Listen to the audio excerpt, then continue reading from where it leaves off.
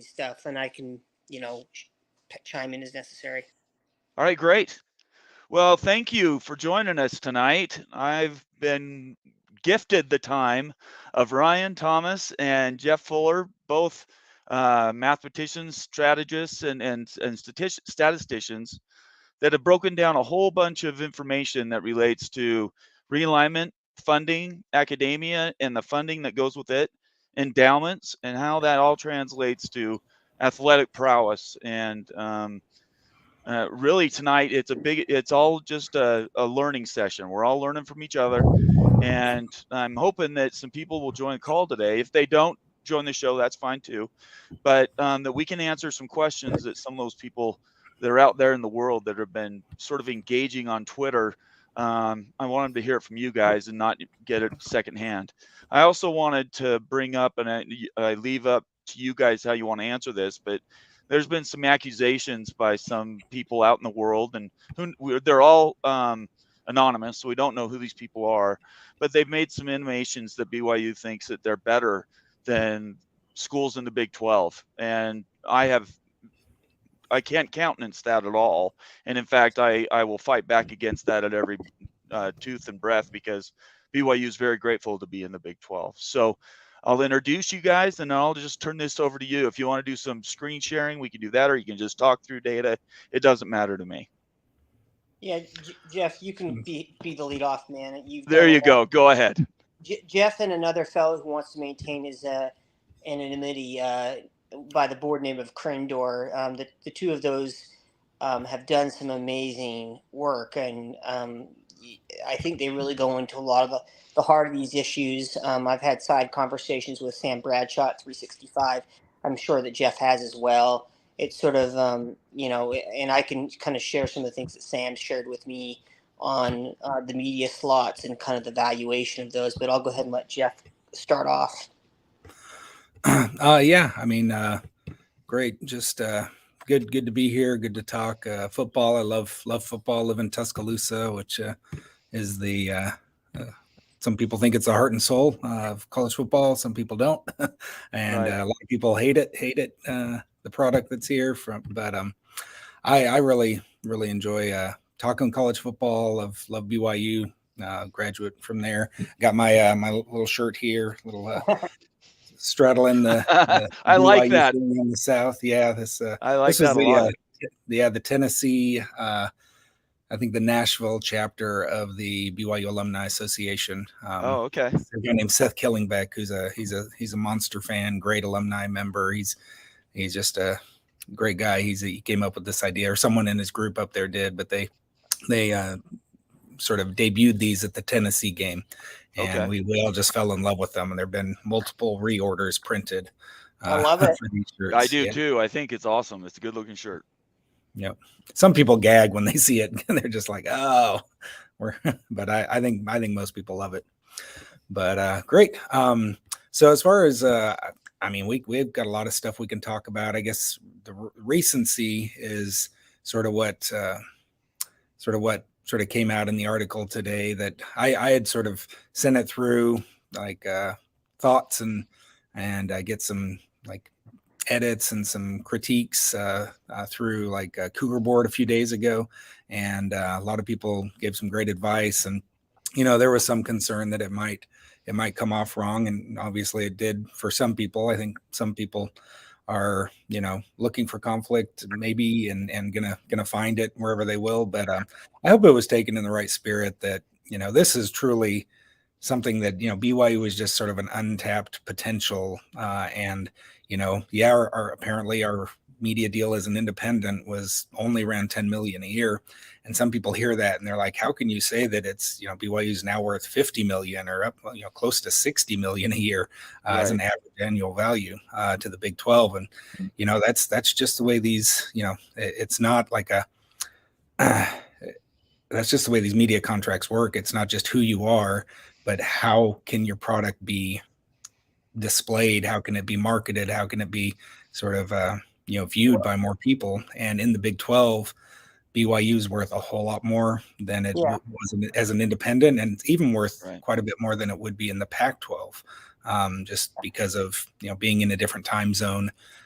getting cross-regional battles and a lot more eyeballs and a lot more interest because of that. So Yeah, I would just add to that.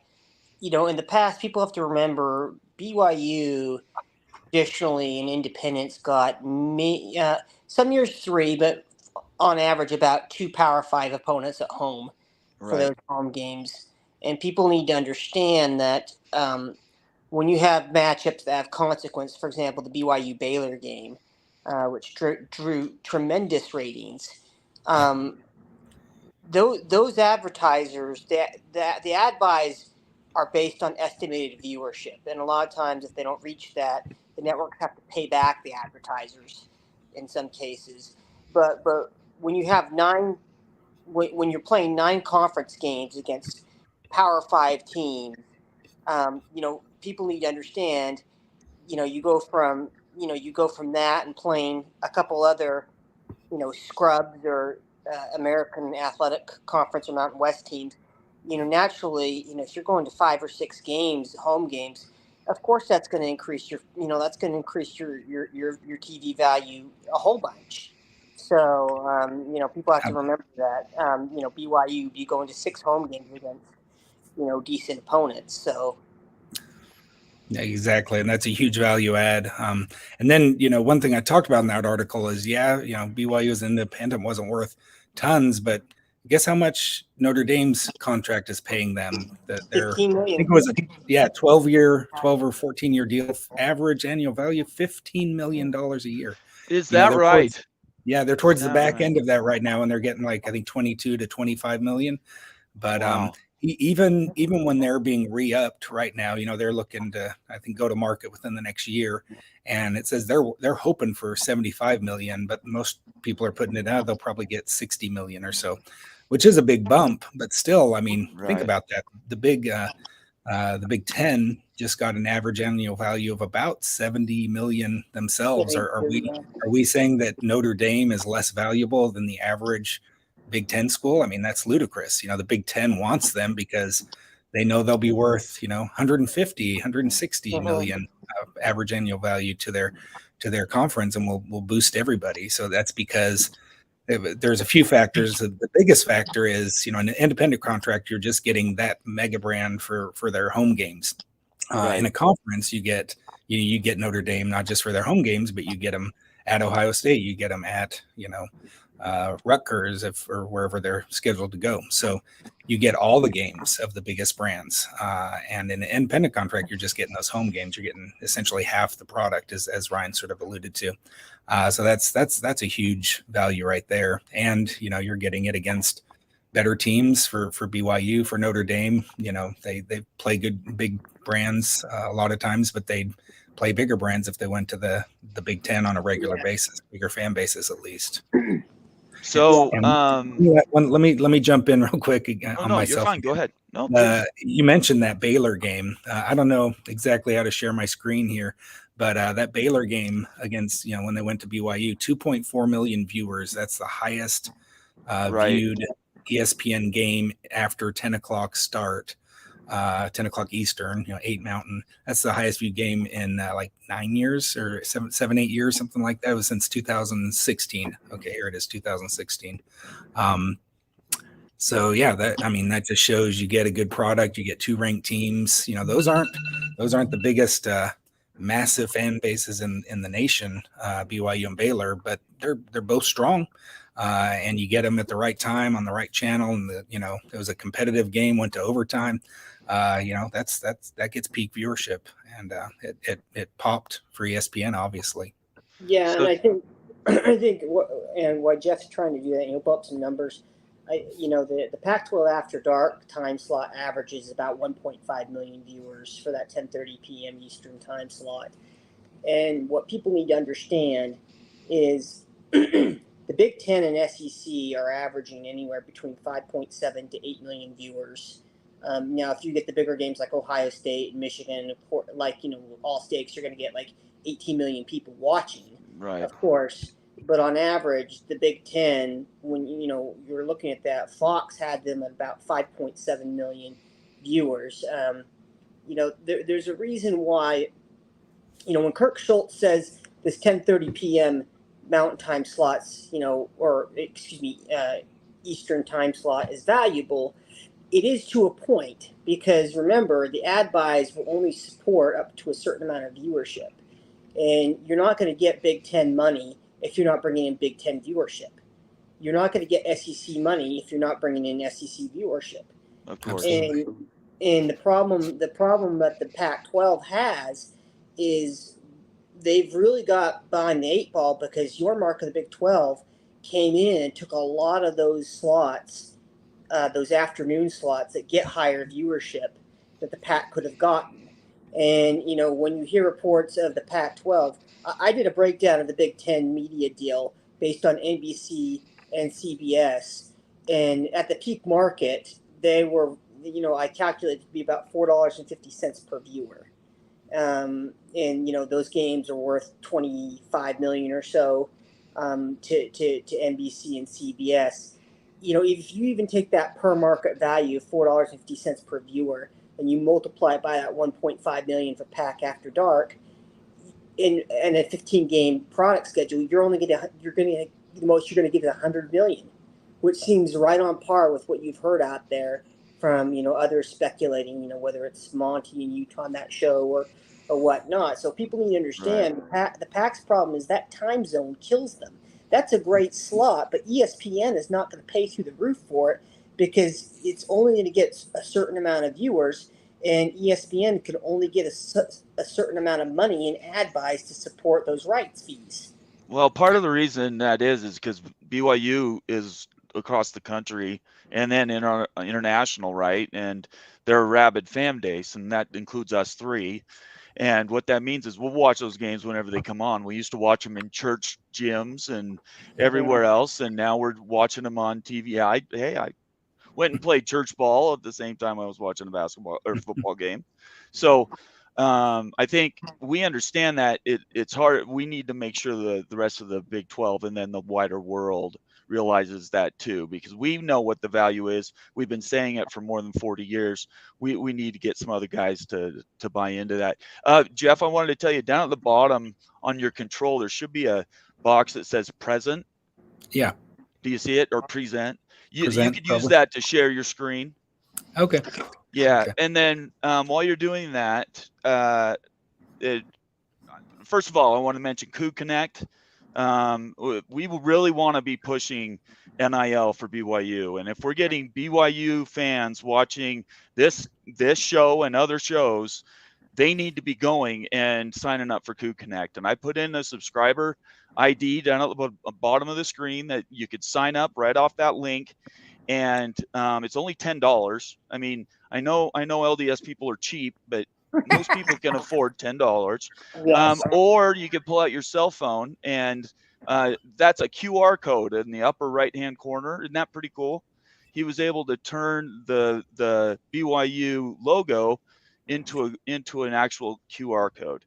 So I wanted to make sure everybody knew to subscribe, but really my mission in life now is to get people to sign up for NIL. I don't care which NIL, there are a couple, but just sign up for an NIL for BYU, because from what I understand from Jake, who's the director over there, I interviewed him on Monday, and he told me that they have very little money, or we're talking low six figures.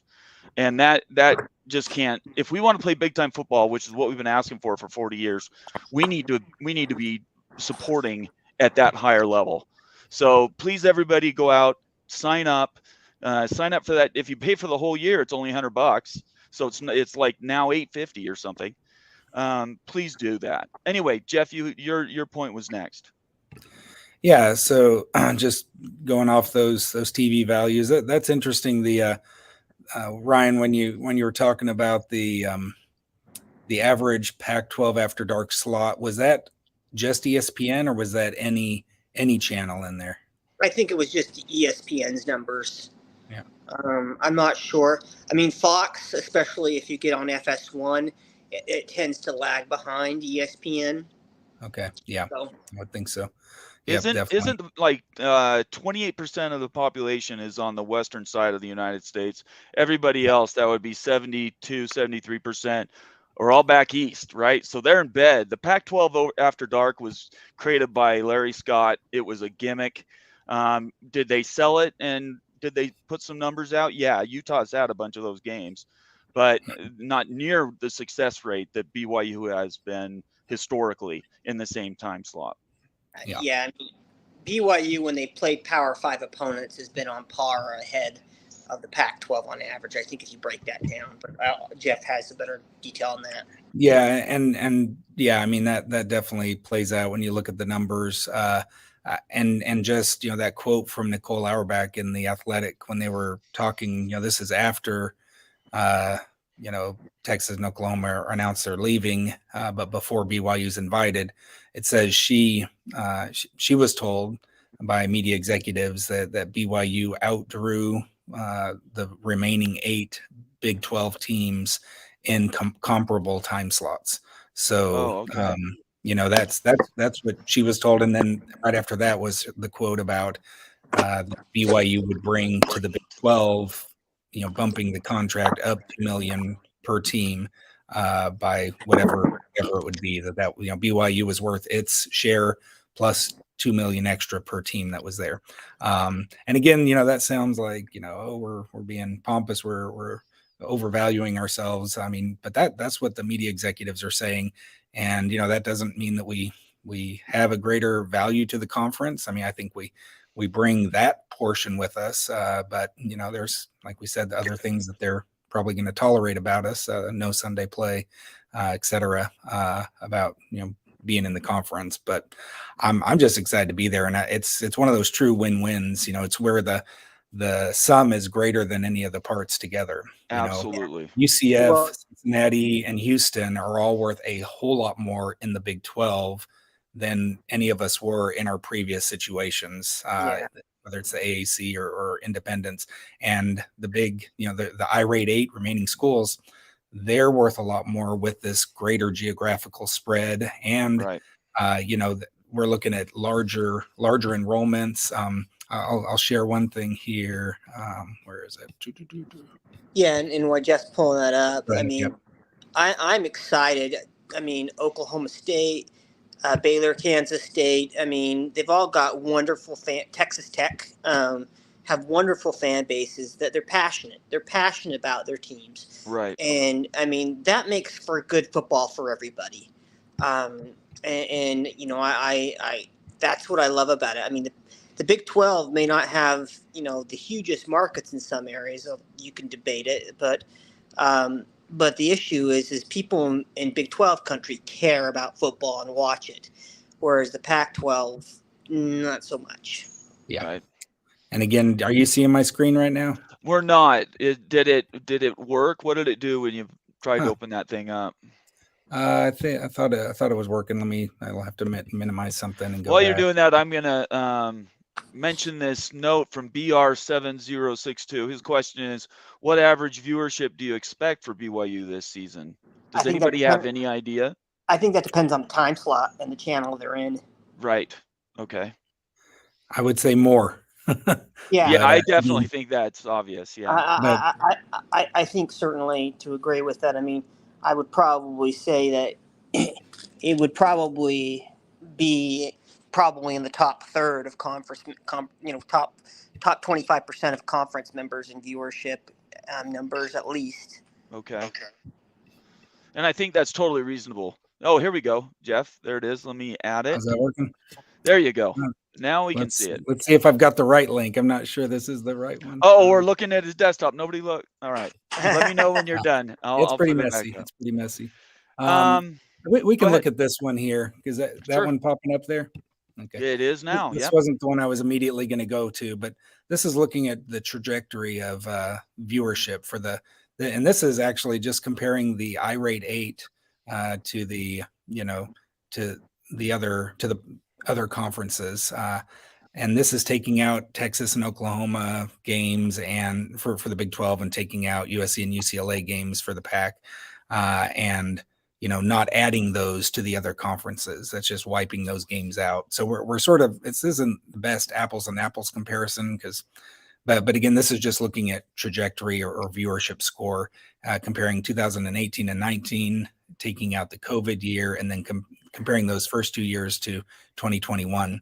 And the trend, the growth is very strong for the Big 12, and that makes sense. I mean, they had you had 4 different of those 8 teams going to the conference championship game, and last year every single team. Actually, if you look at the 14 teams that are going to be in the going to be in the Big 12 next year, 12 of those teams were ranked last year at some point. The only ones who missed out were Texas Tech, who ended receiving votes, won a bowl game, and were 8-5. We're sort of on the cusp of being ranked, maybe a few spots out. And I think some people have them preseason ranked in the top 25 this year. And then Iowa State was not ranked last year, but they popped into the top 10 both of the 2 previous years. Yeah, so, and they were in the conference championship game in the COVID year 2022. So, I mean that's 5 different teams you've had in that spot in 3 years. How do I stop sharing? Are you still seeing? I can take it off. Okay, there you go. Thanks. We have another question from C. John. BYU and Louisville should have been added to the 12 with West Virginia and TCU. I think everybody agrees with that. Unfortunately, Texas, who again was the problem in the Pac-12, the same way they were the big holdup with USC for the same reason in the Pac-12, and they did hold the league hostage for 15 years. And then he's saying it is going to be awesome to see BYU on one Tuesday. What's that mean? One Tuesday? Is that Big 12? One Tweezy? Maybe it's the 1 2. In the one Tweezy, the Big 12. Yeah. Big 12. Okay. All right. Very good. We're not as hip as we ought to be, apparently. I certainly am not. I'm an old man. We need a crash course. So I mean, to our future Big 12 friends out there, we are more than welcome. You can teach us all the lingo that we need to do. Certainly, we've got the horns down, and when I'm in Austin this October, I'll make sure I'll dig up my Taysom Hill jersey somewhere. Oh my gosh, that would be awesome. And put that on there, and get a horns down. But it's best that the last time I was there was when Taysom ran over him like crazy, and the end of the stadium I was on the opposite side of the logo. So basically, if you took a picture of the field, it was with the horns down, and it was awesome. Nice. Okay. So I had that, and it angered a lot of the Texas alum that I worked with at the time at the firm I was at. But it's okay. I met with I hosted Jim Williams last Saturday. Yeah. I love Jim. He was one of the first media people I ever actually shared DMs back and forth with. And of course, he's the one who said the quiet thing out loud on 365 Sports several months ago, where he mentioned how much value he estimated BYU added to the media contract for the renegotiated amount, which obviously was more than Texas and OU had been providing, but before they left. So this new media deal is actually more valuable. And he said it was anywhere from $2 to $4 million per school. So if you extrapolate that out, that's what, 36 to 48 million, right? How have you guys looked at that data? Does that ring true? I mean, I think Jim knows his stuff, and I don't think he'd speak out of school. What do you guys think about that?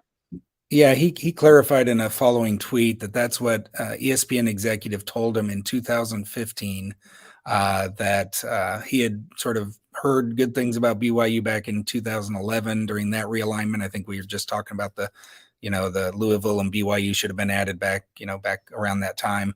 And then they thought about it in 2015 again. And he was told, he said, that depending on the conference, and this would depend on the numbers, BYU would add 2 to 4 million, to the contract per team, the average annual value per team.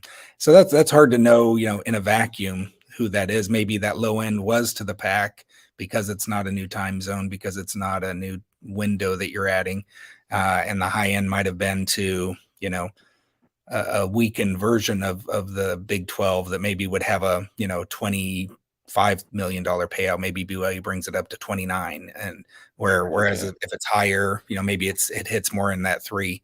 And that's that. I just used 2.5 million. I didn't want to go overboard with my estimate. I just used 2.5 because that matches close to what Nicole Auerbach said in the Athletic when she was told what BYU adds to the Big 12. She said about 2 million per team. So I figured I'll take the low end of Jim's estimate, and 2.5 is about 2 million if we're rounding down.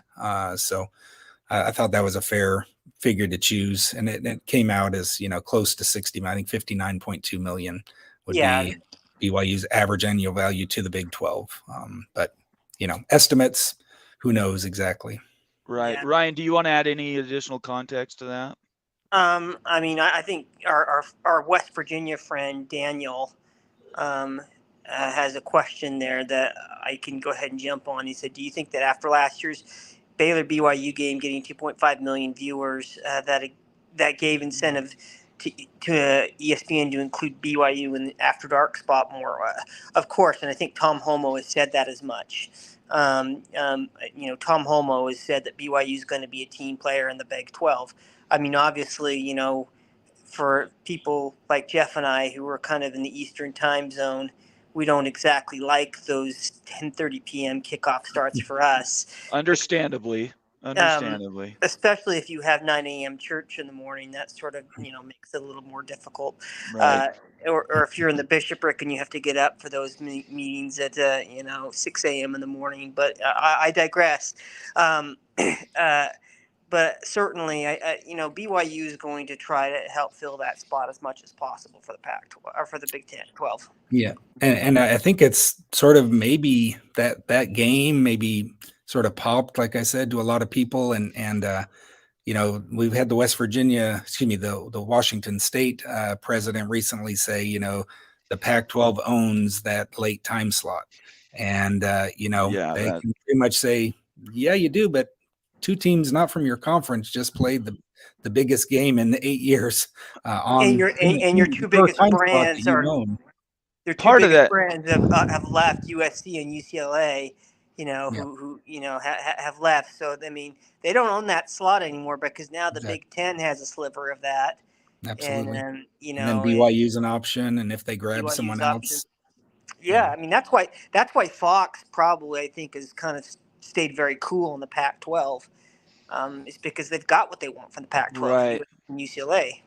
Exactly, and by losing BYU, they no longer have that simple out for their schedules. Yep. Right. And I guarantee you that ESPN and Fox loved either carrying those games or sharing broadcast rights for those games. Oh yeah. I mean, to lose those things in the near future, even John Canzano and John Wilner have put it out there that it's going to be a huge loss for the Pac-12 and BYU going to the Big 12. Yeah. Yeah. And I know a lot of people who are watching this are probably well versed in everything we're talking about, or weirdos like us who just read everything they can and watch everything about it they can. But I mean, that Mandel quote from his mailbag a few months back, he said outright, the one team that the Pac-12 could have added in the last 4 decades at any point that absolutely would have added value, were his words, was BYU. But he said, but generations of presidents have made it clear that they wanted nothing to do with a religiously based institution that wasn't research focused, I think was the pretty close paraphrasing or quote.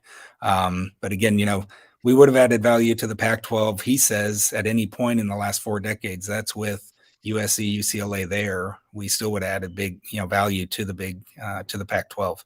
And if we would add value there, it's not, it's more value to the Big 12 because of the issues we discussed. Let me share one little screen here. Is that coming up for you? Yeah. Okay. So this is changing gears a little bit. Again, we can jump back, but I mentioned, this is what happened to undergraduate enrollments. This is looking at the PAC in 2022 and Big 12. This is before anyone's exiting. The second area there, I guess I can highlight with my mouse here. This is with the PAC with USC and UCLA leaving. Their average actually goes up. That's because Arizona State, with the largest enrollment in the nation, that just has a bigger share of the bigger piece of the pie. It's 1 out of 10 instead of 1 out of 12. But Texas leaving, Texas has a really big enrollment. Oklahoma was slightly, I think, above average or right near the Big 12's average.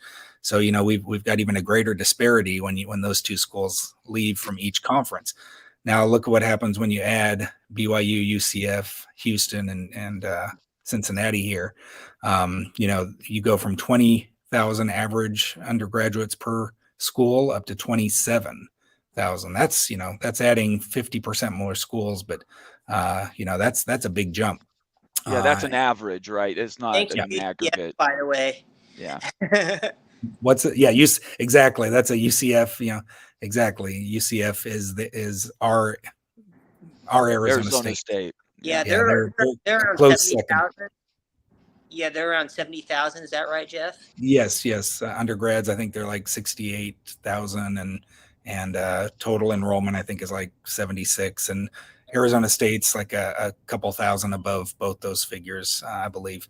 And then when you say, well, they need to add San Diego State and SMU in this last column, that brings they're essentially even now. So what was here a huge advantage for the Pac-12 has sort of been evened up. So I think I think we sometimes undervalue how important the enrollments are when looking to add schools. And I think, it's valuable to the TV partners. It's valuable to the schools themselves, the donor bases. You just have more students, more enrollment. That's more fans and more money.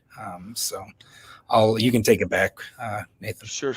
What do you guys feel about this idea of misinformation and disinformation and taking data out of context? There's one particular data guy that I personally don't care a lot for, but he likes to put out charts and graphs and show people how smart he is by presenting data. But what I've found is that it's tainted because it doesn't take an even view. Like that table, the last one you showed, that had basically they were even enrollments. That's not the type of a graph that he would present because it doesn't sell the particular political purpose that the question was meant to answer. So how do you guys handle that? You're both data guys. This is what you do. That's, I think, one of the biggest questions out there is people want to understand, how do you guys not only answer the questions that are out there, but then how do you put context around it? I think it's important, first of all, to understand what the assumptions are. Both Crinder and Jeff did a great job going into the misnomer there about number of fans in the Pac-12. I find it interesting that the multiple increase for the Pac-12 was like 200% or 400% or something ridiculous like that. Right. And there's always a smell test. When you have Syracuse as a top 10 fan base in football, you have to kind of stop and sit and say, that doesn't smell right. No disrespect to Syracuse at all. Yeah. No disrespect to their fans. It's, a great school, great fans, great basketball program, great tradition. But if they were a top 10 fan base, they would be in the Big Ten. Exactly. Yeah. I think this is what you're referring to here. Let me bring it up. That Yeah. Yes. That come up for you? Yeah. So this is looking at Nate Silver's estimate from New York Times in 2011, and then Tony Altimore's, and he got a lot of does some great presentations, put a lot of work into it. Again, it does seem like it's devolved into this Pac-12 rules, Big 12 rules kind of situation and battle. And I think there's some blame to go around all the way around, but it's this is something just looking at his numbers. The average Pac-12 school over tripled in size in fan base in 10 years. He had I guess he thought Nate Silver had an underestimate of total fans. And I think actually he does. Silver underestimated. That was just based on Facebook likes and who had the most Facebook likes. And there were some extrapolations from that. But I think the total fan numbers are in between these two numbers. But, look how much the Pac-10 grew in fan base size compared to all the other conferences, and who's last? Ooh, surprise! Yeah, and what's interesting is 6 months ago, and a DM I had with this person before he blocked me, put me on one of his many block lists.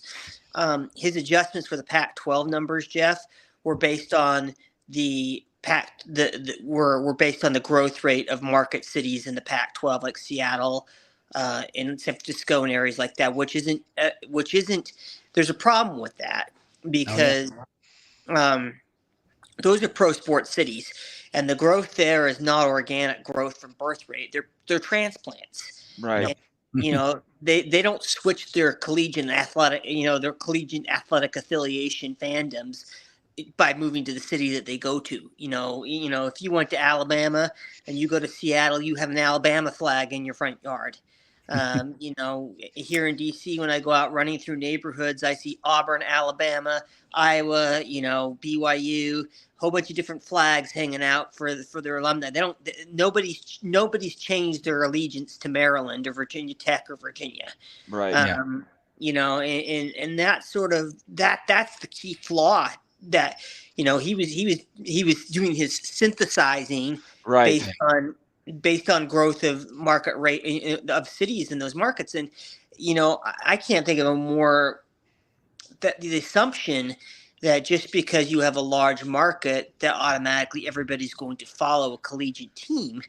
And just because you can do math doesn't make you a mathematician. Just because you can put numbers on a spreadsheet doesn't mean you're a statistician.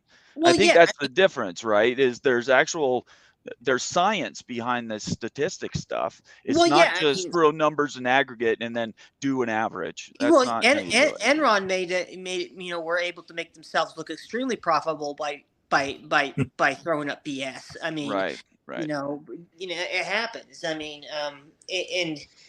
I think that you can't apply the pro sports model to collegiate athletics. No.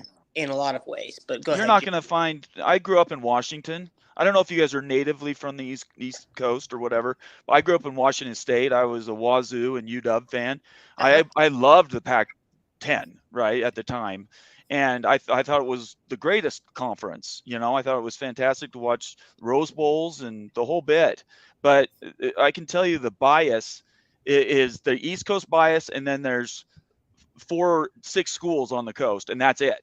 Yep. And that really, if you didn't know that and aren't willing to say that out loud, you're not willing to admit what facts are facts. And frankly, these are towns that are, you've already said it, is that they're professional towns. That's why the fans, while they're fans of the schools, they're disengaged fans. That's the reason why the Big 12's numbers are where they're at, and why the Pac-12 will not get there, is because you have an engaged fan people that'll go out and buy the t-shirt, they'll buy the hat, they'll buy the flag, they'll buy the license plate cover. Are you kidding me? When was the last time you saw a car in any of the Pacific time zone states that had a little shield around their license plate because they were proud? I think Oregon State has done a fantastic job. University of Utah has done a fantastic job. Other than that, who else are we talking about? Yes. I'm just kidding. You know what I'm saying, though, right? It's just very. Utah fans. They go strong.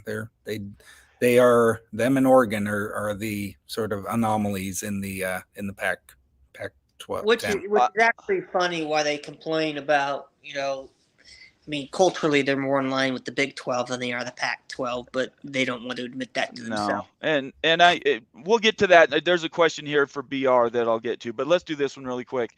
Do you think this is why these numbers disparities, why the Pac-12 can't get a deal done? I think we know the answer to that, but do you guys have anything you want to say about that?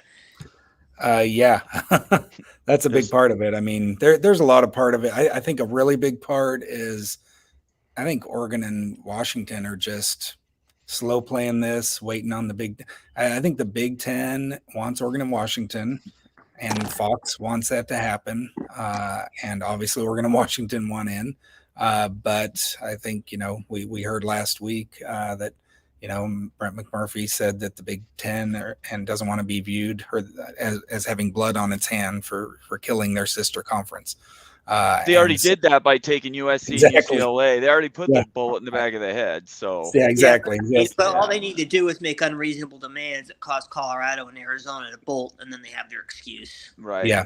And I think it's like this game of chicken going on that, Colorado and Arizona, they're like, yeah, we're sticking together. We're for this. And, the they're difference just like, is we know this is blowing up. We want to get out because, we don't have, Arizona State based on the, the metrics. And I think they're the most desirable of the four corners based on, city size, enrollment, Right. that they're a sleeping giant just waiting to explode.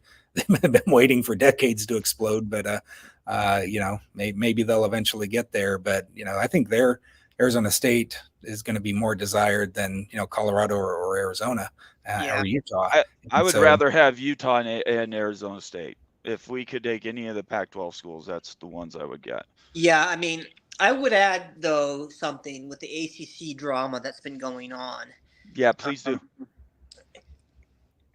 You hear about the Magnificent Seven, and let's just say you parse those out to the SEC in Big Ten in whatever order you want to parse. Yeah, let me bring up. Keep talking, but I've got a PowerPoint I created that shows those. Go ahead though. But if you still have Louisville, Pitt, Syracuse, and who am I missing here? And Duke out there on the table. Those basketball brands. You remember Brett Yormark's strategy in 2031 is to bid out the basketball rights separately. Right. If you brought in even those four schools, which may not excite people from a football perspective, of course they're not going to, but from a basketball perspective, Louisville, very strong brand in basketball.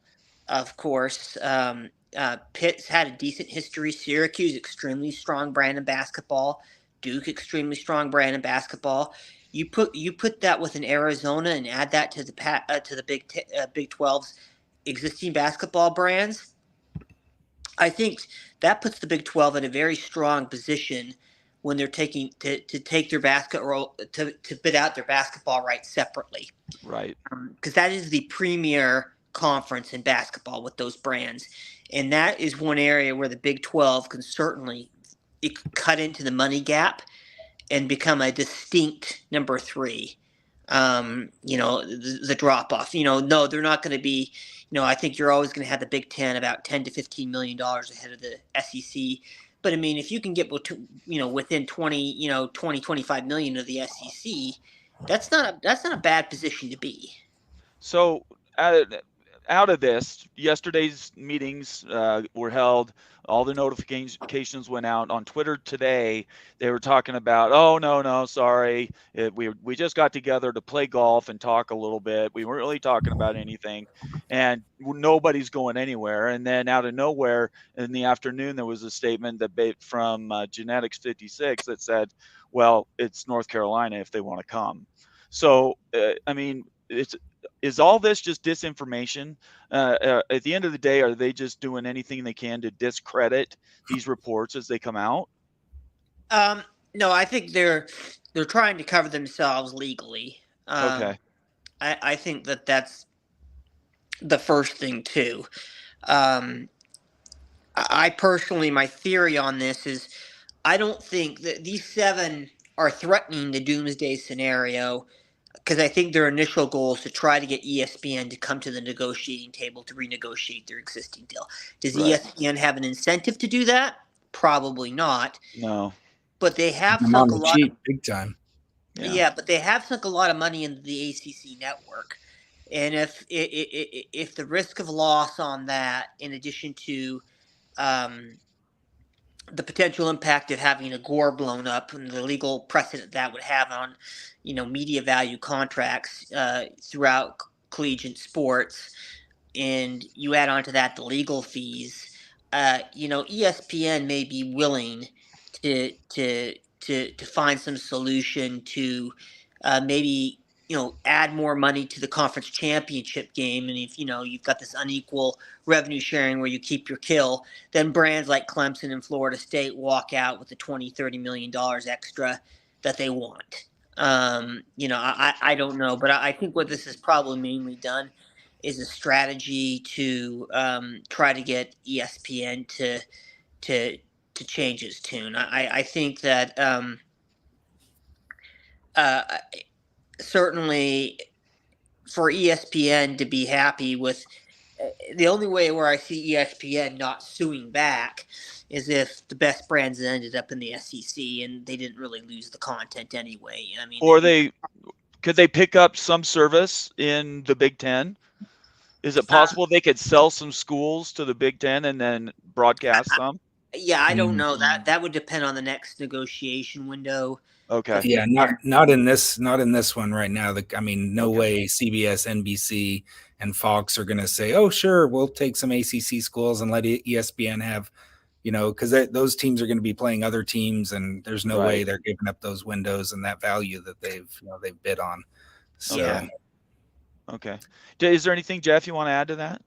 In general, just looking at these schools and the value. I think I think North Carolina is the school that is probably the top of the list for both conferences. Right.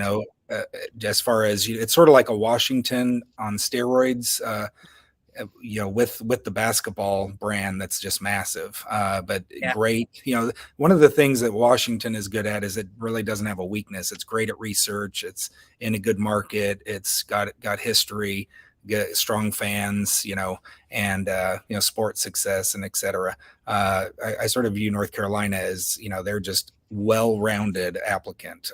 They great research, etc. All those things I just mentioned. So I think they're going to be the one that's the most desired. I think if academics are the most important to the Big Ten, maybe they're not as interested in Clemson, Florida State, Virginia Tech, etc. But some people are saying, well, some of these may be a package deal. North Carolina and NC State, or Virginia and West Virginia. Virginia and Virginia Tech package deals. Obviously, Clemson, Florida State seem to make the most sense in the SEC, but they're not expanding the map. They're not, they're not getting into any other territory. They're building some rivalries. They're adding some strong brands, but I don't think the SEC feels really like it needs to add anyone.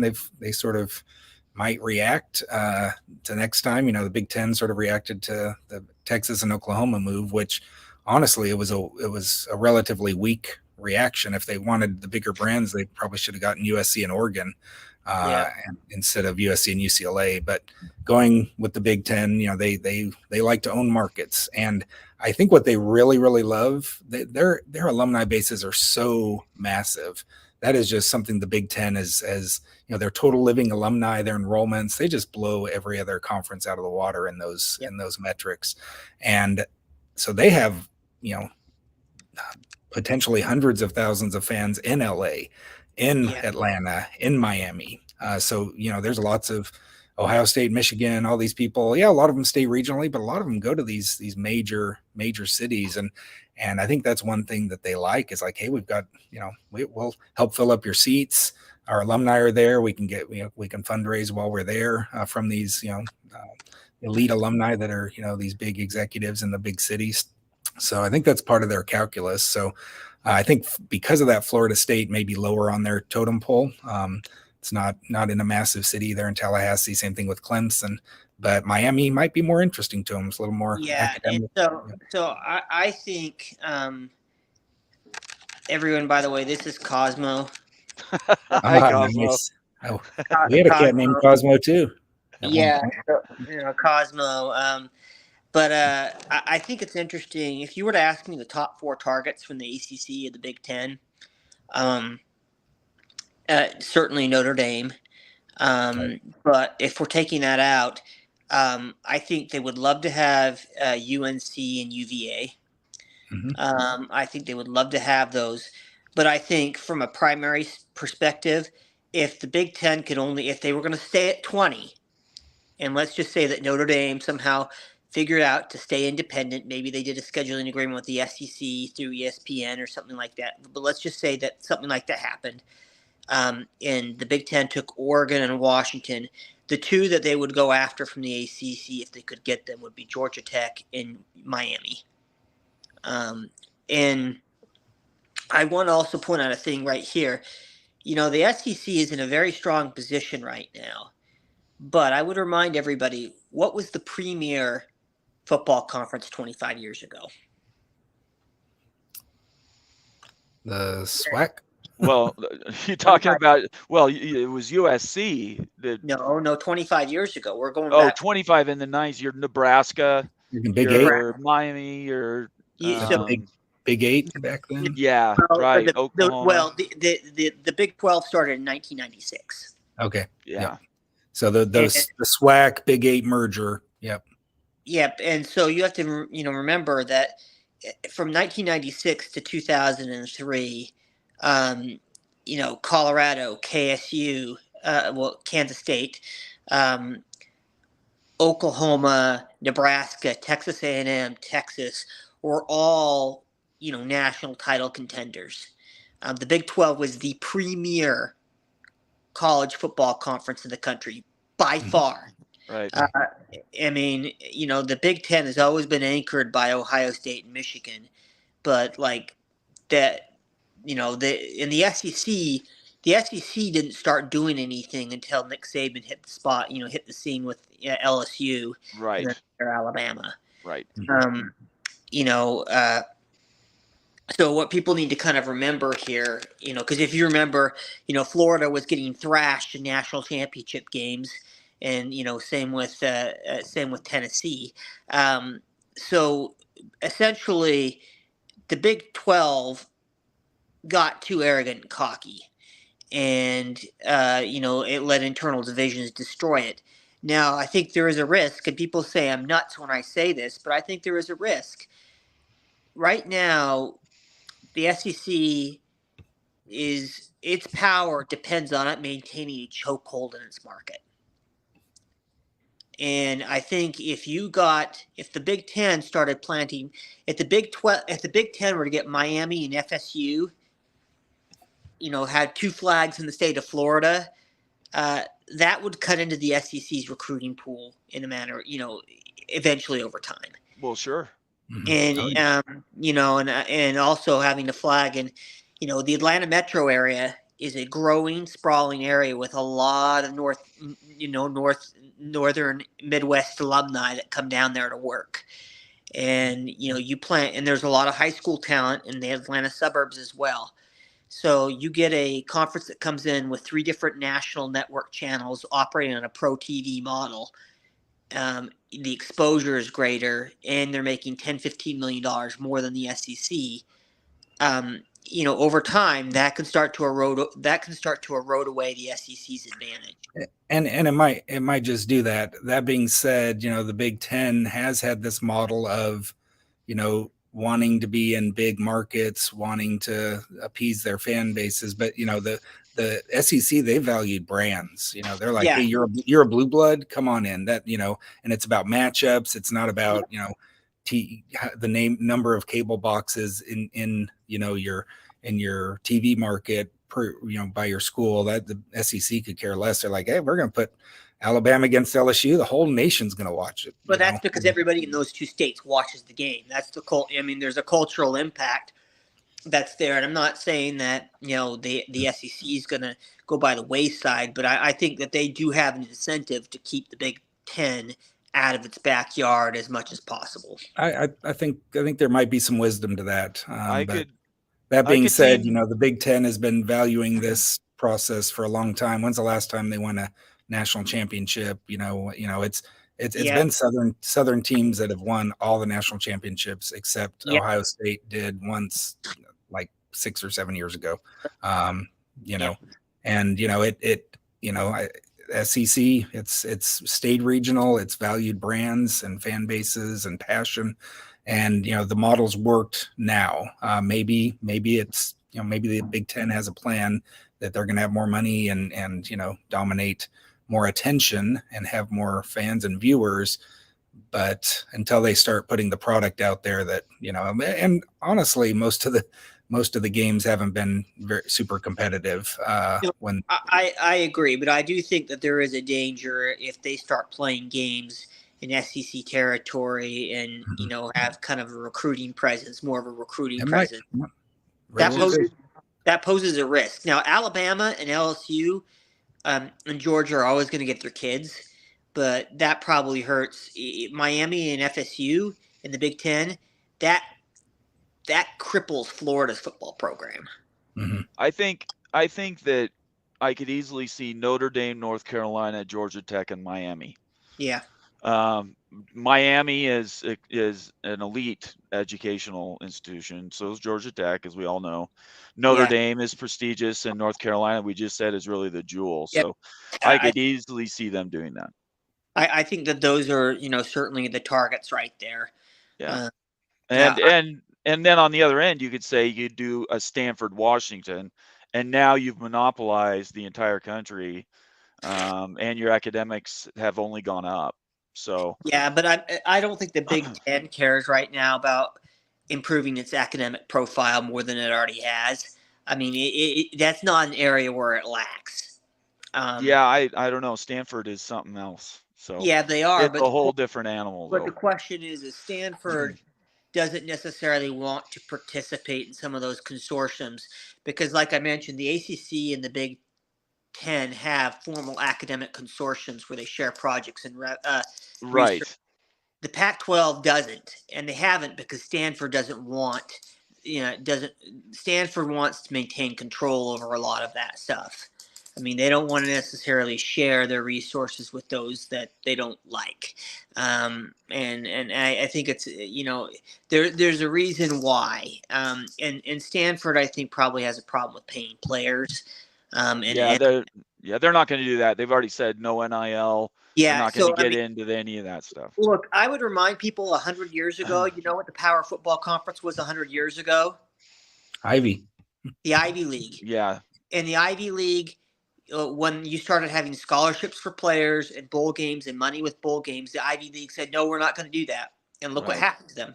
That's fine. They fulfilled their mission. Right. And Utah fans can tout academics all they want, which I will still laugh at because. Well, let's segue really quick before you get going down that way, Ryan. This question's been sitting out there for a little bit. BR, who I really appreciate him because he comes in and he participates, and his loyalty means a lot to me. But basically, he's going off of something I said earlier in the week, which is that I am starting to sense a fait accompli with the Utah fans. They're realizing that their dream. I said weeks ago, I made a joke, a little tongue in cheek, that said behind Kyle Whittingham's desk is this framed jersey of 22, and behind that there's a safe, and in that safe there's one piece of white paper, and on it says Utah to the Big Ten. Right? That's the super secret plan that they've wanted to do. Well, this noise at the ACC means that dream is pretty much over, even if it was ever a fever dream. So the question is, do I, and I want your opinions too, but I personally believe, I do a show called The Holy Rivals, and I work with a Utah fan. Wild Ute is fantastic. Have you seen the show? It's Wild Ute. We'll have a show on with the four of us, and we'll do it on that show. And I think you'll see that the pragmatism is starting to come in. Now, I'm not saying Mark Harlan's given John Kurtz a text anytime soon saying, hey, dude, glad to be in the Big 12. But I do think that they're starting to see that it's better to go along than to fight. What do you guys think about that? I think that, to be honest and objective, I think that certainly if Utah wants to come, the Big 12 is going to invite them. I think they have an invite. the matchups that brings, the competitive product that brings to the Big 12. Certainly, I mean, they would do that, and the beautiful thing is Utah fans have done an amazing job at turning all the Big 12 fan bases against them. So they would be the Yeah. number one hated school. I mean, them and UCF would be the two that everybody would hate. But they're okay with that, just so you know, Ryan. Well, I'm fine They're with it. okay with being. They want to be the most hated, I'm actually. cool with that. I'm cool. Yeah. I'm Okay. cool with that. But to be honest, I think Utah would bring a lot to the Big 12, and Right. I personally would love to have them come. And unfortunately, the Big Ten, I don't think that's just not in the cards because Utah's fan base is mostly regional. They don't have the alumni base or the population base to really kind of get the sweet spot of the numbers that the Big Ten's talking about. And people can throw out Northwestern and Purdue all they want, but if you ever been to a game at Camp Randall Stadium, if you've ever been to Wisconsin or Minnesota or even Indiana, the environment there, if you want to, the environment there is 10 times better. It's more rabid than anything that the Utah fans could put together themselves, and they just don't have the numbers to do it. Right. Their stadium's way too small. Yeah, They need to add to it. but the thing is the metro market, they don't own the Salt Lake market. They Right. probably have 60% of it, but they don't have the entirety of it, and they just don't. I mean, they just don't bring it, and that's the other problem with CU and the Big Ten is the problem is CU because they've been PU for the past 15 years. Right. Colorado, the Denver market, that's another Big 12, that's another Pac 12, issue because the Denver market's full of transplants that don't really have a connection with CU. Right. And Well, CU, Boulder is a ways from Denver. It's not like it's right next door. well, it's About close. 30 minutes, 30, It's 40. about 30 minutes. Yeah. But with that said, um, the Front Range there, if you get a little bit north of Boulder, you've got a pretty good Colorado State presence, but the market shrinks as you go up that corridor. Right. Right. And, I think that sort of, that's a classic Pac-12 problem is you've got these large markets that are growing, but they don't have any allegiance to the Pac-12 teams because there's no connection. And maybe in 20 years, if their kids go to those Pac-12 institutions locally, which that's highly questionable whether or not they do that or not, maybe they get the fan bases they want. But, as they say, in the long run, we're all dead. So, Right. um, What do you think, Jeff? You're talking. We're back on Utah and Utah, yeah. softening on the idea of the Big 12. Right. I mean, and the Big 12 reciprocating, them coming together. Yeah, I think it makes sense to add a brand like Utah. That being said, they are riding high. Are we seeing sort of their max potential right now? Yeah, if they make the playoff or make a run in the playoffs, maybe they could take it one notch higher. But I mean, this is the highest they've ever been, which I would, it seems a little odd to me. Has any team ever gotten more play and run out of 2 4-loss seasons in a row? Yes, they won the Pac-12. They couldn't win the Rose Bowl against the runner-up and second runner-up from the Big Ten either time. Where that being said, they're good. They're one of the best teams out west. There's no putting it past that. But they're not a national contender. They're not an elite fan base. They're not a blue blood by any stretch of the imagination. And I think they're peaking at the right time for realignment, possibly once again. Right. They might be the luckiest team around to peak at the right times, it seems like. But that being said, they've got wonderful fan base, wonderful fans, and more power to them. They're a lot of their fans on Twitter, which aren't a great representation sometimes of the fan base, but boy, they turn a lot of people off. They are not making friends. They are, largely viewed as a, and wild oot, excuse me, wild ute. I love when Greg Pfluger calls him wild Yeah. oot. Yeah. Even after he gets it right once, he still goes back to wild oot. Motivation. Yeah, we've got a great exception here. Wild Ute is a solid dude and good to banter with, and reasonable, and we all try to be that. We all try to fan, but there's this, some people say, according to Utah Twitter, they think they're Ohio State in football, and and Harvard in Right. academics. And, Right. it's just like, yeah, it's Well, Well, I want the Holy War back, so I don't really care. well, Actually, I think we all know that Twitter is a place where the least intelligent versions of ourselves exist. Um, but probably. but to answer his question, pops up here is who's the yeah. best. Wild Ute, I just put up his. I didn't realize he was listening, but yeah, NC State or Georgia Tech. NC State by far is a better cultural fit for the Big I 12 agree. I agree. by I far. agree as well. They're a Yeah, land NC State. grant school, and they're used to those. They like those Yeah, schools. and the thing is NC State. So I have a lot of clients down the Research Triangle, and so I'm down in the Raleigh area frequently, and it's NC State is very much the blue collar school of the region.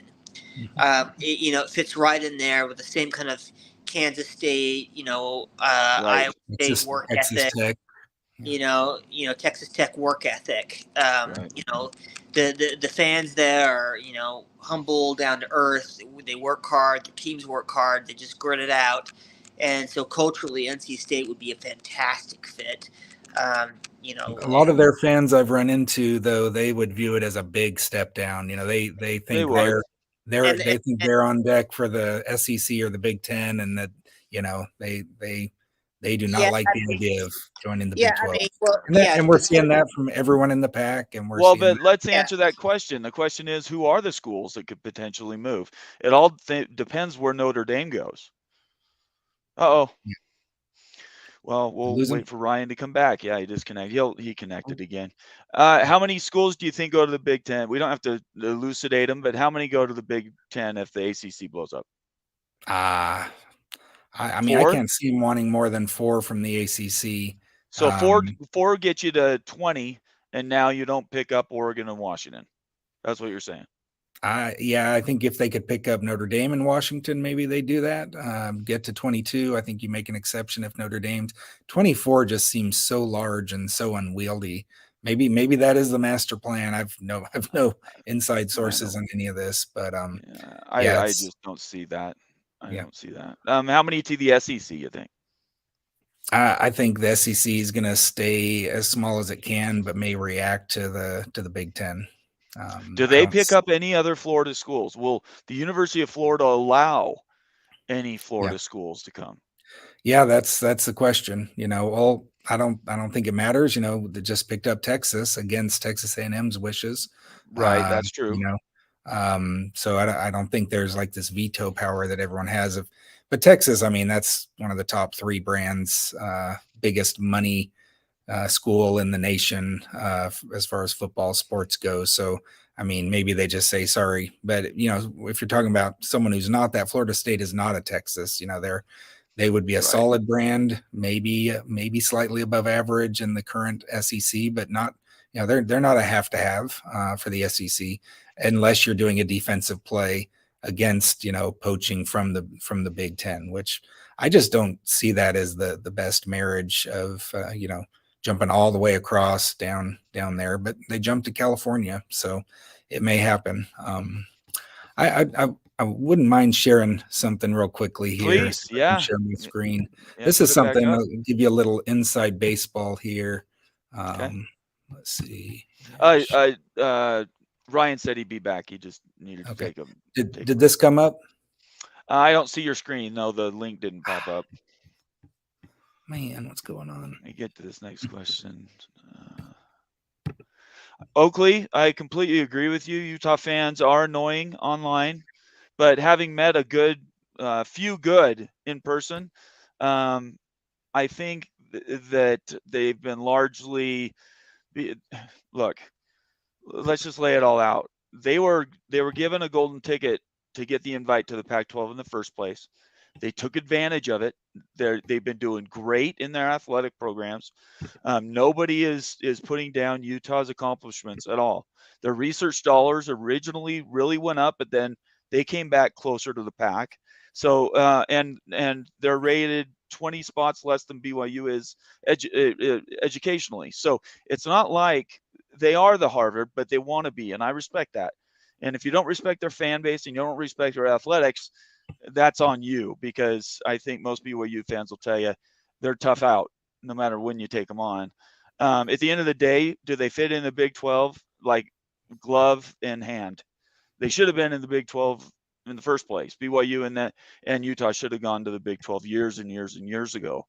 So, in fact, BYU and Utah would have been better than West Virginia and not TCU, but who's the other school that Louisville. went? Louisville. Yeah, they would have been great adds to the Big 12. So, but anyway, that's kind of where we're at there. I still don't see the link.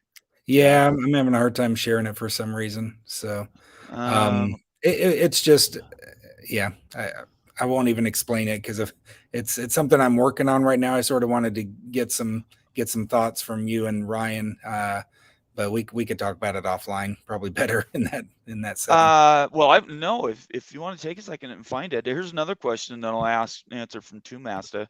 If you have something that you want to share, I'd love to see it. If we don't do it this time, we could do it on another show. Yeah, it's saying I need to restart Chrome to share for some reason. So, is that right? They completely locked you out of it? Yeah. Okay. Well, then if you can't get to it, that's fine. You don't have the screen taken over that I can't get it, right? No, I'm not sharing anything. I deleted that one screen that I was using. It's not doing anything. Here you go. Now it's on. Okay. Well, that's what I didn't want to share. Oh, well then take it off. Sorry. I thought I was just testing. For some reason, it's letting me share from one app, but not from another. I can't share from Excel. Yeah, that's true. It's a flaw in this StreamYard. It's a challenge. You have to embed them into PowerPoint presentations. Gotcha. So next time you meet, throw it onto a PowerPoint, and we'll make it a slide, and then I can display it. Yeah. I might just quickly copy and paste it into Google Sheets. Yeah, go ahead and try that. Yeah. Let me bring up this question again from Masta. Would Duke want in the Big 12? I said this online, I think yesterday, but I believe Duke would, if they don't go with North Carolina, if they're not a match set, and they're left back in the ACC, I would love to have Duke. Could you imagine Duke in basketball in the Big 12? I mean, how many Duke and Kansas in the same league? That would be awesome. I think that would be awesome. I think if North Carolina State isn't wanting to come to the Big 12, Duke's whole. The funny thing about Duke folks, anyone who's been to Duke, you usually know about it within the first 3 sentences after you've talked to them. Okay. They're very, very, very proud to be from Duke and have gone there, whether it's for undergrad or med school or whatever else. And I'm probably being unkind, but there's a lot of academic, pride about being. They may view themselves as the Harvard of the South, and that great institution. Okay. Again, I think we're going to run into a lot of the same, biases. wouldn't associate with the unwashed of the Big 12. Okay. Wow. But I love to dream about the basketball, but I think they may be more likely to go to the Big East if they had no other landing spot. That's interesting. Is this what you wanted to share, Jeff? Is it this one? Where are you? Sorry, you have a screen you're sharing. Is that the one you wanted me to bring up? I've got too many tabs open here. Do you want me to close it? Can you see my entire screen right now? Can you see what I'm seeing? It looks like is a copy of a tweet. Oh no, that's the one I tried to share earlier. Let me stop sharing that. Okay. Now that's gone. All right. Sorry. I don't know why that popped asking up. Viewers, do you guys have any other questions? I'd love to get to the bottom of what you guys' concerns are, because I think everything is really in flux right now, And I don't think there's any idea that doesn't that people aren't considering. I think Utah to the Big 12 with ASU would be fantastic if that happened. I frankly, CU and Arizona, I think, are the next two. I should probably say this also, that if University of Oregon and Washington are available, they would come before Arizona State and Utah. But that would be the four in order. And as you're looking through your data, is that really what your data shows too, Jeff? Does it prove out that in the sort of descending order of importance? Oh yeah, yeah. I mean, Oregon is by far a bigger brand, would bring more TV eyeballs and viewers than than Washington by a long shot. But again, it's just I don't even think about it. I don't even entertain it. I think Yormark has not ever mentioned them as targets because he knows they're going to the Big Ten at some point, whether it's this year or in 3 years or in 5 years. Apparently that's a done deal from what a lot of people, and I just don't even think it should be discussed because I don't think either side thinks it's a potentiality right now. And it almost makes, the Big 12 look a little foolish. Like, oh yeah, they'd love to come and join us because they got nothing else. They'd figure out something else. Maybe, who knows? Things could blow up. This is a crazy situation. Let me see if I can share this here. Did that That's come up? a spreadsheet I can see now. Okay. Is that what let you me want? see if I can see it. Okay, there we go. Yeah. There you go. So this is something I put together. Oh, I'm gonna have to change really quickly. Let me wrap text here. Sorry, just so you can see. So in the you see the schools in the Sorry, third my column. my phone battery died, so That's okay, Ryan. Go ahead, Jeff. Yep, I'm just getting this text wrap here. Okay, there we go. So here in the sort of the ranking is sort of the important ranking that I've come up with here. And again, tell me if this is a silly idea, but in the second to last column, you can see my cursor there. Right. That's average viewers per nationally televised game for the last 9 years. Okay, this is from Sam Bradshaw's, what he did on Sikkim 365, the number from there. Okay. So that's the average viewers per nationally televised game. And then in the next column is your average social media interactions on all your football accounts. So that's Instagram, Twitter, Facebook, even TikTok, and just sort of looking at the last 4 years, compiling them all up and dividing by 4. And then, so one thing that really bothers me about TV viewership is, all these people tout these, great viewer, we have really high average viewership. And, even some schools like Army and Navy are awesome in that. It's because they play one huge game a year that has zero competition, after the conference championship games, or is it right before or right after? Yeah, right after. And, it's a tradition in college football, but, they pop up with these amazing average viewers per year. Doesn't mean they have a lot of value and realignment, just because it's sort of a unique circumstance that game gets a lot of viewers. But what happens a lot are, teams like Arizona State or, I'm trying to think of another good example, a team like Vanderbilt's not good because they're always put on SEC Network, but maybe maybe a lower brand ACC school, let's say Wake Forest. They may end up with a pretty high average viewership because they're playing bigger brands and they get the credit for the other team. So one thing I'm trying to figure out is how do we tease out when someone's watching a game, how many of those viewers are fans of that team versus fans of the other team, and how do we drill down on that? It's probably impossible to know, but I'm thinking, how actively engaged the social media is, Right. and and this sort of drills down against, if you're being punished by being put on smaller channels, your game may be on ESPN2, but your fans, it's an exciting game, and your friends are all geeked out over it, and tweeting it, and sharing it, and excited about it on social media. So there's going to be a bigger fan response than maybe your viewership, just because you're locked into a weird window or a bad channel. So I'm trying to, I sort of did this, just sort of scatter plot and just created this column B here. So your total interactions per viewer per game. So I still need to toy with it a little bit, maybe drill it down instead of per game and per year. Maybe need to just get the yearly value here and just increase his number there. But what do you think about this? This, to me, this would say these are some of the more engaged fan bases in general. You look at that, it seems to pass the smell test with the top several. But look at where BYU and UCF pop up. They pop up among all the blue bloods here.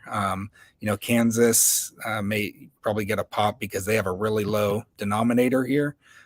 So that viewership right there.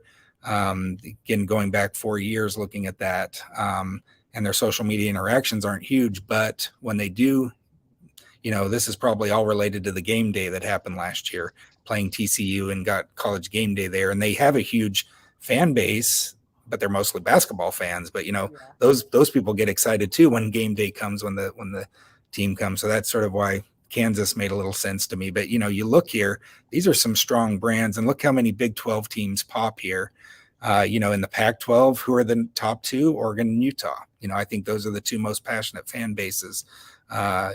Notre Dame. So, you let me ask you about Notre Dame. Why is Notre Dame that low?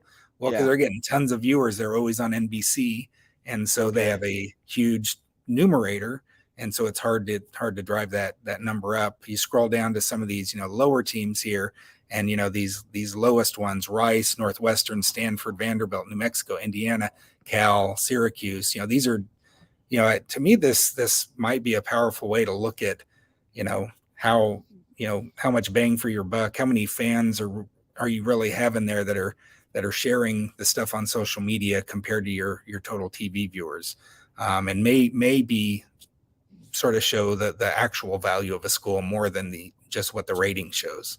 What do y'all think of that? Ryan, I'll let you go first. I think certainly it's a reasonable approach. I don't, I going back to the games. I mean, I'm just trying to think. That how do you parse out the proportional breakdown of the fans when watching those games, and also social media interactions. I think Jeff is doing a really good job at trying to balance the fan engagement level, and I think this is is as good as approach as any.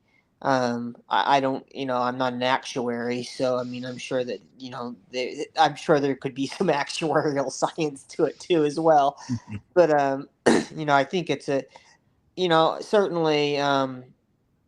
I would point out it's just there's always going to be some things like you showed with Kansas and Notre Dame where you might have a couple anomalies just because of the way the formula works, but that doesn't but those types of situations can always be adjusted or corrected and looked at. So I think I think this is I think it's a pretty reasonable approach, and it does definitely pass the smell test. I mean, if you're just talking about if you're talking about raw fan passion, I think that this is excellent. And I mean, I think what people need to realize too with a school like UCF, and you look at the engagement, give them more time with success, and let's say they make a college football playoff run. I think if they started to have the success that Florida State or Miami did, if they start to have the success that Miami did in the '90s, the late '80s and early '90s, Oh yeah, sky's the limit. UCF is going to bloom to a top brand. It just will, because of the alumni base that Jeff mentioned, just because of the growing Orlando market. So, I mean, and they've got a rabid, passionate fan base. So, I mean, I think that, looking at the social media interactions and combining that just with the TV viewership, I think it's a really solid. It's a reasonable way. I mean, I don't. I'm sure that there's always things that other things that Jeff can tweak Yep. in and work in along the way, but I think it's a really good start. Yeah, it's exactly. It's a starting point. I'm just throwing it out there for criticism. So, it sort of popped to me. Obviously, I like anything that pops with BYU at the top, but I don't sit there and rework every metric I can find to just show the best ones for BYU. Right. But it doesn't bother me when BYU shows well. But this I thought was pretty interesting. How about you, Bomber?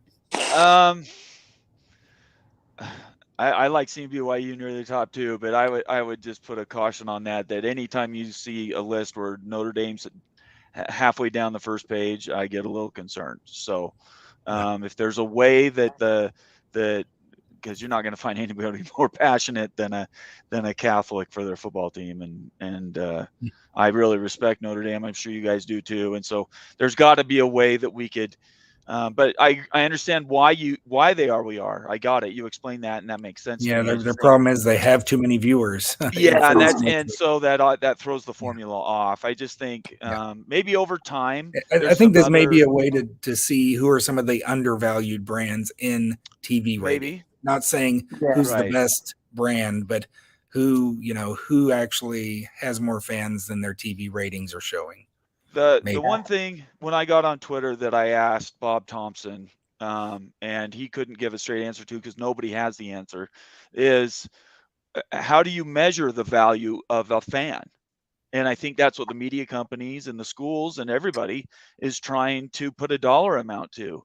And is there a magic formula that can capture all that? Boy, if you guys find it, I'll underwrite it for you, and we'll go out and make $1 trillion because I think that formula would be pretty powerful. So actually, I would point this out. Now there are some licensing companies that exist in the U.S. that what happens with anytime you have a trademark or a brand or a situation like that where you're selling merchandise, you often work with a licensor, so to say, that will make sure that will basically manage your IP for you and everything, because the in-house counsel doesn't have the time to do that. Right. If you look at, there's a couple major licensing groups out there that can give you a breakdown of the sale of merchandise by brand, by college schools, and specifically what it relates to. They can tell you how many football jerseys are being sold. They can tell you how many basketball. Right. I would love so much to see that data. The problem is they're different. It's proprietary information. Proprietary. But if that's the case, then Oregon would be the best school in the country because they're underwritten by Nike. But to the point that it would cost money, but I'm sure that those licensing companies would be more than happy to share that data if you paid them a certain price. Oh, I'm sure. But that really comes into, you can have really smart minds, but that really comes into that's something I imagine firms like Endeavor, what they probably do. They probably pay those fees and get that information, navigate and things like that. That was my first thought as well. Is they probably do that. I mean, Learfield's another one. Yep. Yeah. Exactly. I mean, so if you're talking about, I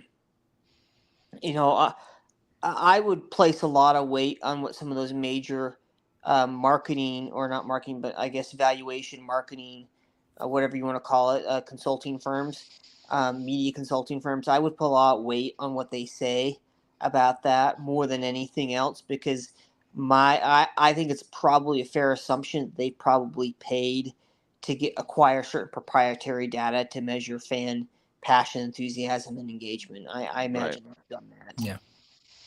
All right. Let's go with a palate cleanser to wrap this thing up. I want to know what you guys think.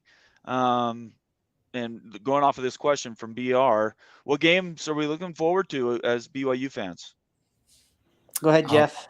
Yeah, I mean Oklahoma and Provo. I mean that Yeah. game's and again the records of may not be relevant to the conference race at that point. Maybe we could be a spoiler, or maybe we'll be better than expected, and have a shot at going to a great bowl game.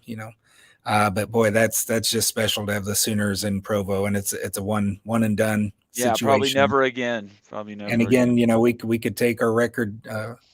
What are we? We're 2-0 against 2-0 Sooners. against Yep. Oklahoma. And I've been to both of them. Yeah. Copper I Bowl I am in jealous. Tucson, and first game in Jerry's World. Yep. So Yep. I'm I gonna was have to there figure out too. how to get out there so I can maybe bring the luck with me again. That would You be need fantastic. to. I mean, those are the two games that I've got. The two games I've got airfare booked for are for the game Texas. in Austin one more time, and the Right. Oklahoma game, and probably Oklahoma State. But I mean, there are a number of games, but I'm excited for those two games. I think those will be certainly a good opportunity to give them a parting present from BYU. On the way out, so we'll see. It should be fun. I'm excited about that. So I I think. think Go. I Go think. ahead. I think one game that Cougar fans should be excited for.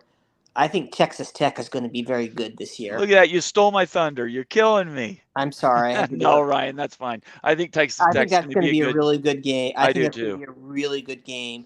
Yeah. I would not be surprised if Texas Tech was in the conference championship game. Right. Like I said, John Kurtz and I were calling this last year that Kansas State would be in the Big 12 championship game, and sure enough, they were. And we were calling this a year ago.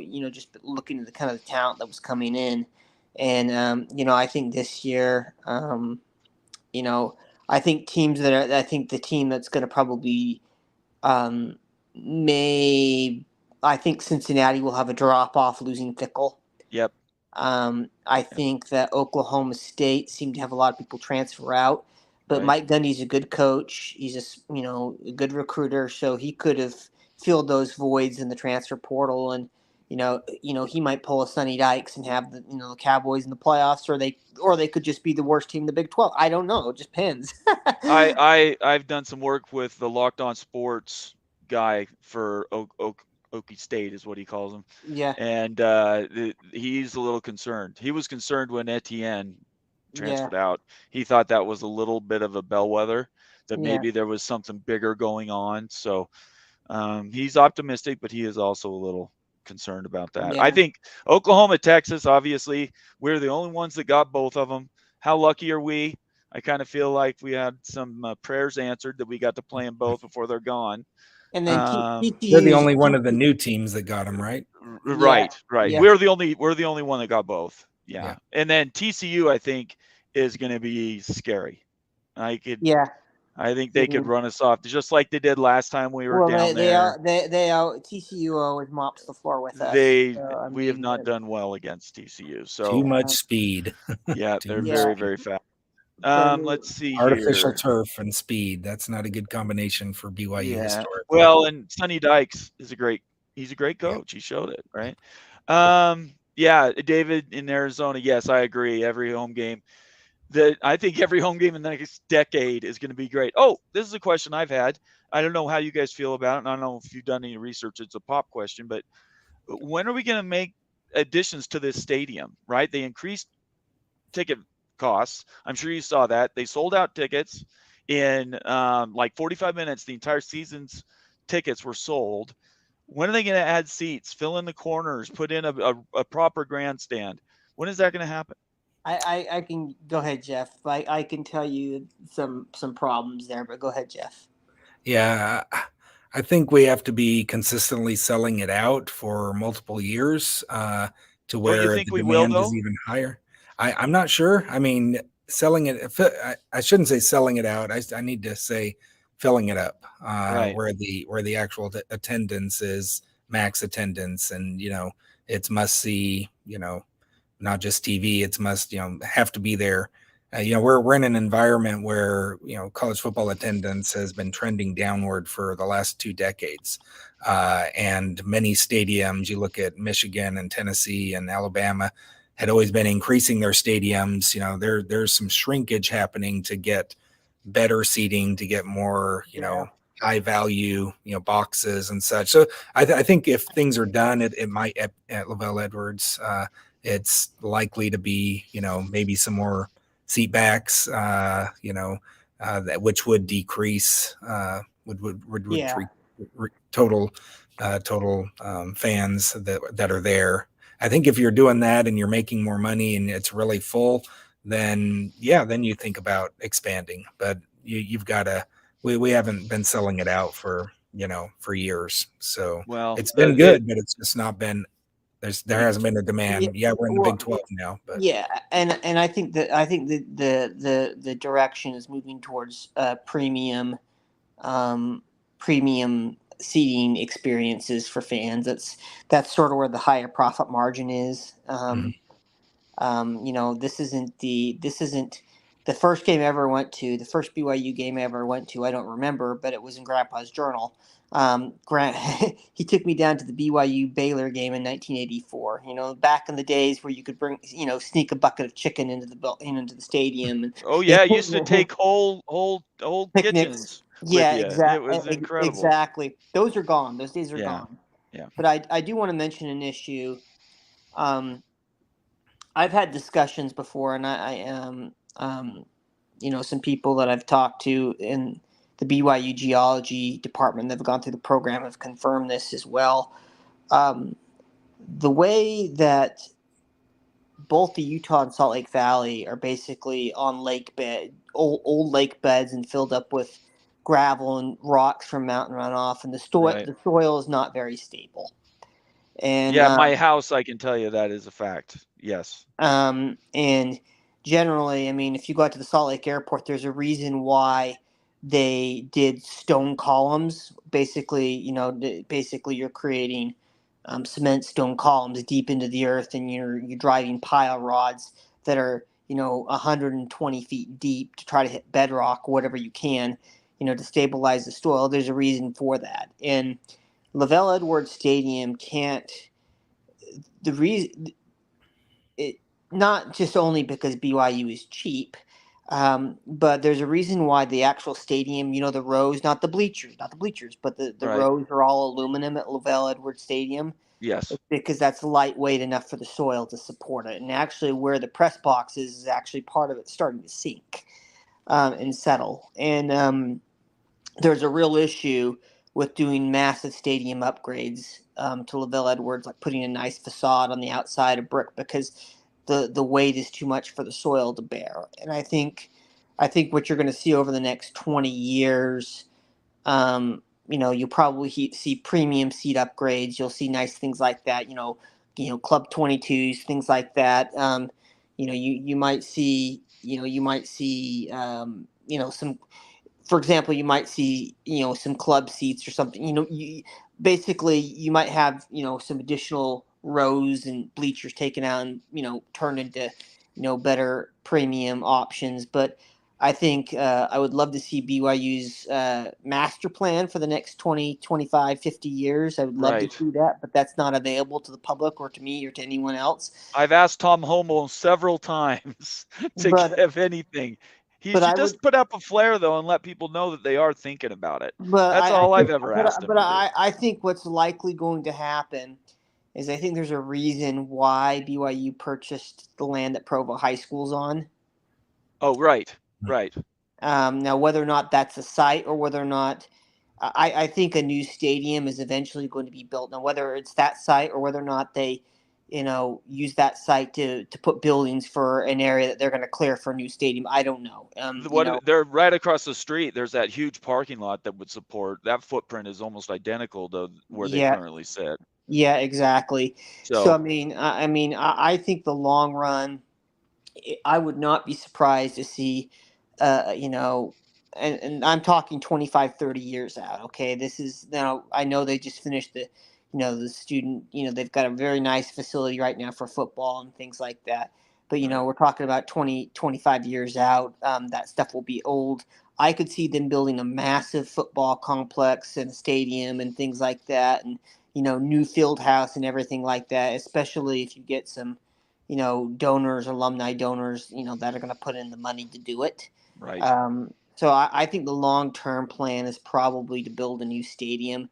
They haven't announced that, but that's my guess because I think just where Lavelle Edwards Stadium sits, it's really untenable to do massive ads, Okay. and and eventually those aluminum rows, in Utah they're very lucky because it's a dry climate, but in Hawaii with Aloha Stadium with all the rain, they had the same thing, the aluminum rows and that the seats are based on.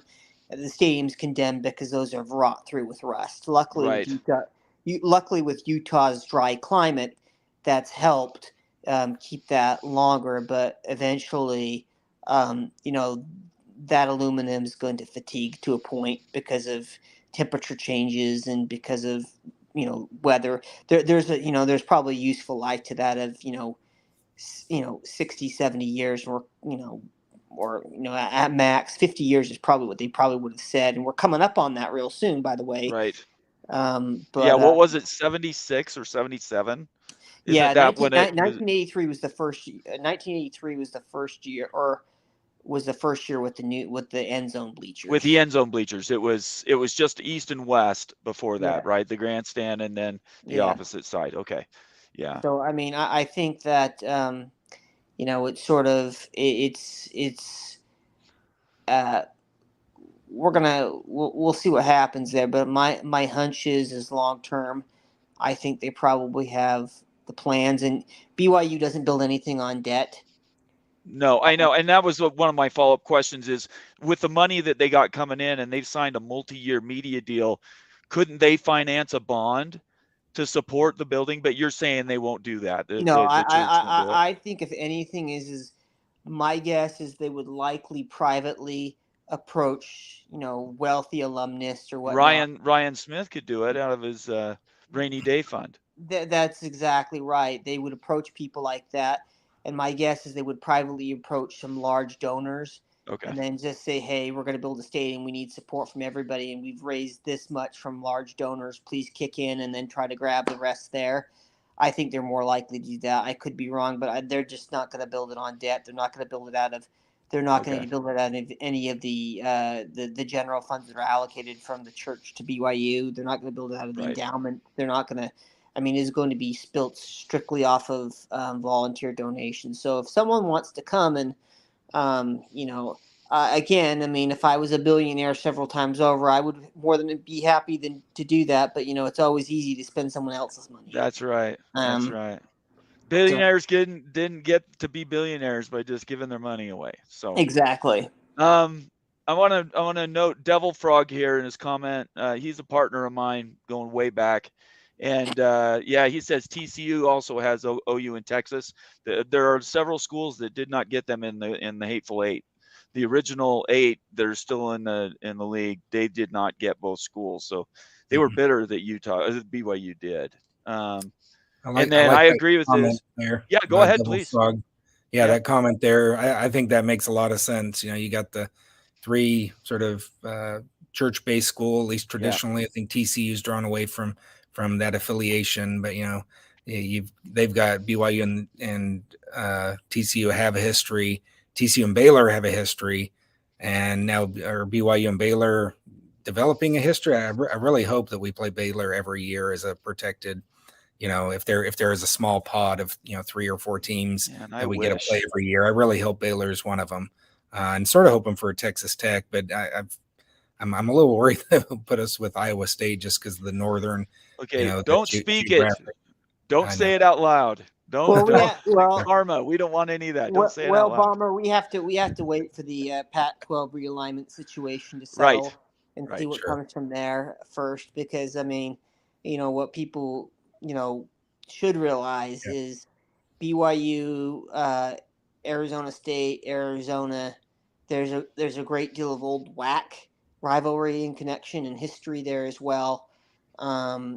Certainly, and believe it or not, before Colorado BYU and Utah and everyone else were in the same conference with Colorado in the Mountain States Conference until Colorado left for the Big Eight in the 1960s. Oh, I didn't know that. I So, I don't go mean, back that far. I go to 70. That's as far as I go back. Geographically and historically, I mean, Colorado obviously has some connections there. Lubbock, being in West Texas, kind of, there's certainly, I think there's a great chance, but I certainly, Texas Tech and Houston have a great rivalry from the SWAC day, the SWAC days. Is some people call Baylor, they call TCU Purple Baylor. Uh, that'll anger some TCU fans. Yeah, I was But going to say, well, Devil Frog is a TCU guy, so if he's still no, watching, I'm sure he'll say something but about that. TCU and Baylor have a great rivalry, and Right. last year's game was like, Fantastic. yeah, I mean that game was probably one of the top five, Right. games of the year. It was just exciting. It was a great game, and Yeah. TCU did well. But I mean, I don't know. It really depends on.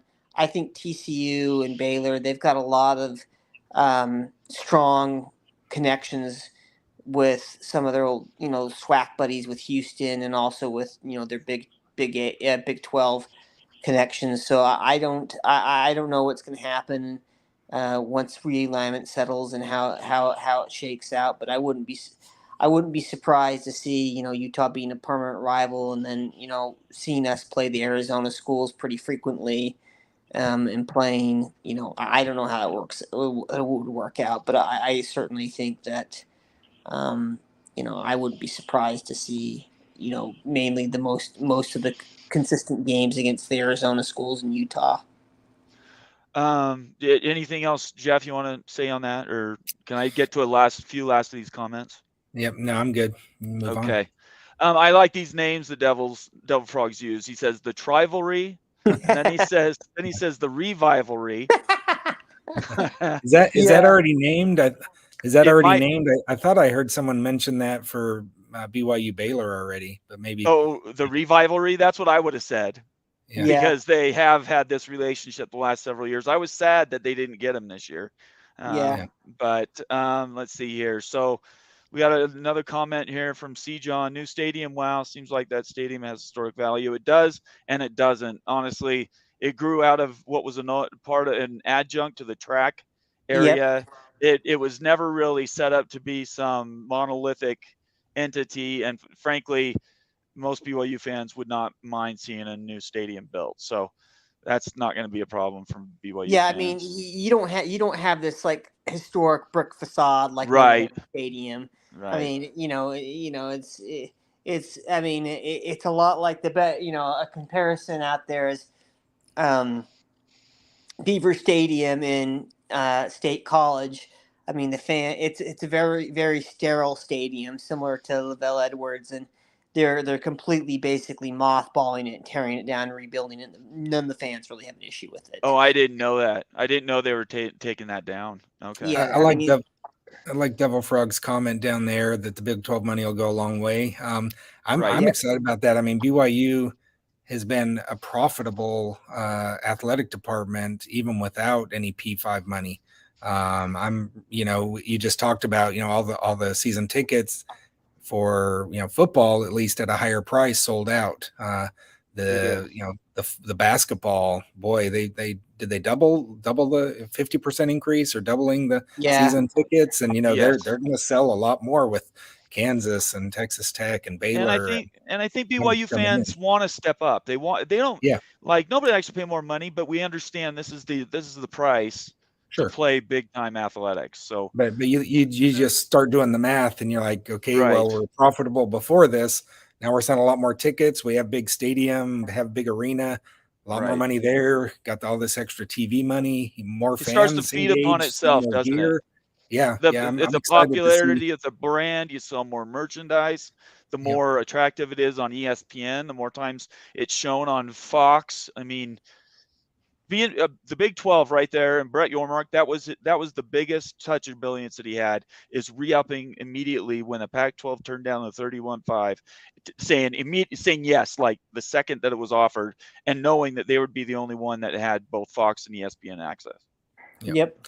And taking all the windows away from the Pac-12. I mean, and that's part of why they're struggling right now. Is ESPN doesn't need them and Fox doesn't want them.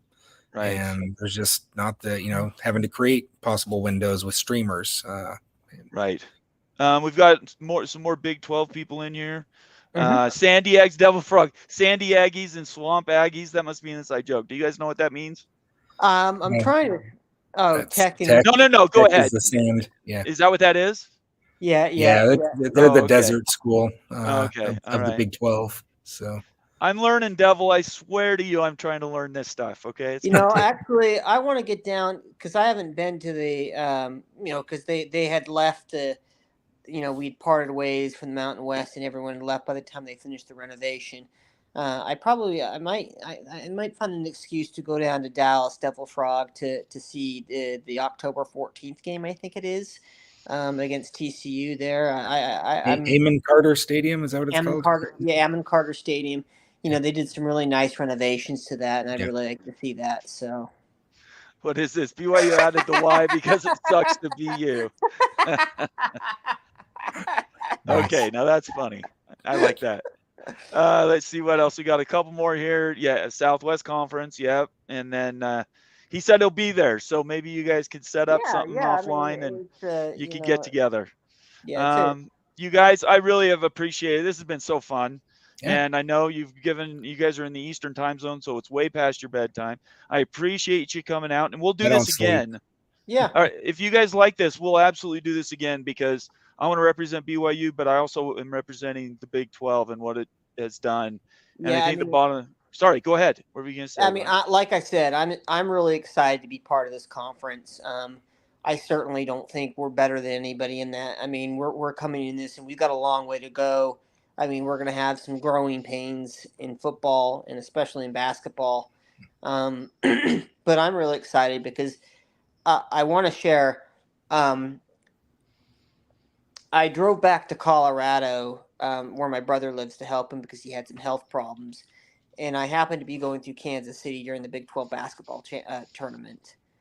And I stayed at a hotel in downtown Kansas City, the by Union Station, the Westin there, by the World War I Museum, and just as I was going through, and I had the chance to talk with a whole bunch of the Big 12 fans that were there. There were Baylor and Oklahoma State, and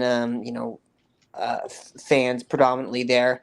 And they are all excited to have us, and we're excited to be there. It's such a great fan base, some great fan bases, down to earth. Just great people. They love their teams, they love their sports. It's going to be a great conference. There'll be some heated, fun rivalries. I'm sure they'll hate us for various things, and vice versa. But you know what? It is like the best conference as far as.